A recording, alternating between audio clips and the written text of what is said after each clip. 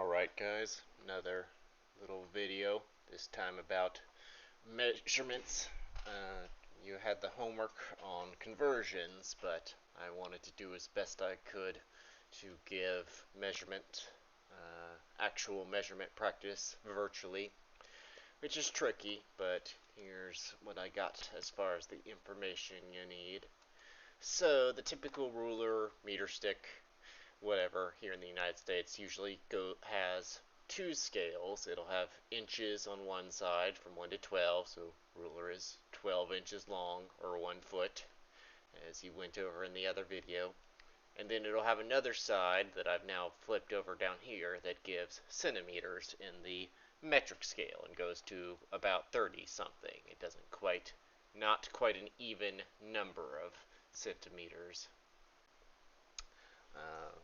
Which has to do with how the scales line up. But, so you can just, if it's an even number of inches here, so if I were to make a little object here, or just, so this little rectangle here, that lands just about on the 1 inch line, starting at this baseline here. That would be exactly 1 inch, and we wouldn't need to look into it any further. But if we don't have it line up to exactly 1 inch, we have to look a bit further into how this space between the 0 and 1 inch is divided up. So it's hard, of course, it's harder to see, but zoom in, you see a bunch of lines between this first bit and the 1 inch mark and the 2 inch mark. And so what this is we've gone and zoomed in closely on this one, so that we can see the marks. And basically each one of these marks is just 1/16 further of our of an inch. I'm actually going to go to whiteboard here, where it's just easier for me to draw. The easiest way to read these lines is just to count by 16ths. Maybe not the most efficient, but it's the easiest. So this line is 1/16, this line is 2/16, this is 3/16, this is 4/16, and so on. But they've also adjusted the height of several of these lines in order to make some easier marks. So this slightly taller line happens every eighth, or so here's a 1/8 line, here's a 3/8 line. If we convert the fractions, 2/16 becomes 1/8, 6/16 becomes 3/8. So the slightly taller lines will give you the eighths, and if you have an odd number of eighths here, then that will be one of the slightly taller but not tallest lines. Then a bit even taller than that is the quarter line. So 4/16 becomes 1/4, 12/16 becomes 3/4. So for an odd number of quarters, 1/4 and 3/4, those are the slightly taller lines. And you can see this one's about 3/4 between the 0 mark and the 1-inch mark. Finally, the easiest one is just the halfway mark, which is 8/16, becomes 1/2, is the one in the middle here.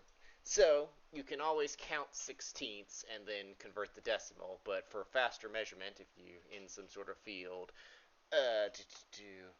architecture, construction, whatever, like that, where you're making a lot of measurements, then learning the individual ticks for quicker measurements of not having to count the 16ths every time could be beneficial.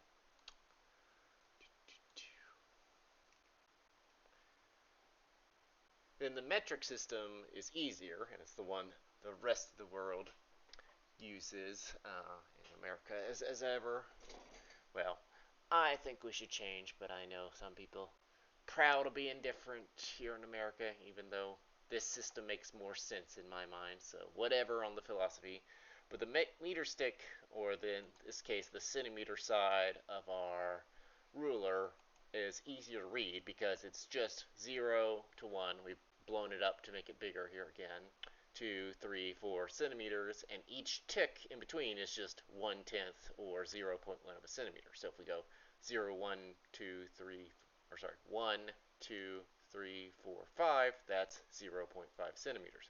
If we go to the 1 centimeter mark and we go 1, 2, 3 past it, that's 1.3 centimeters.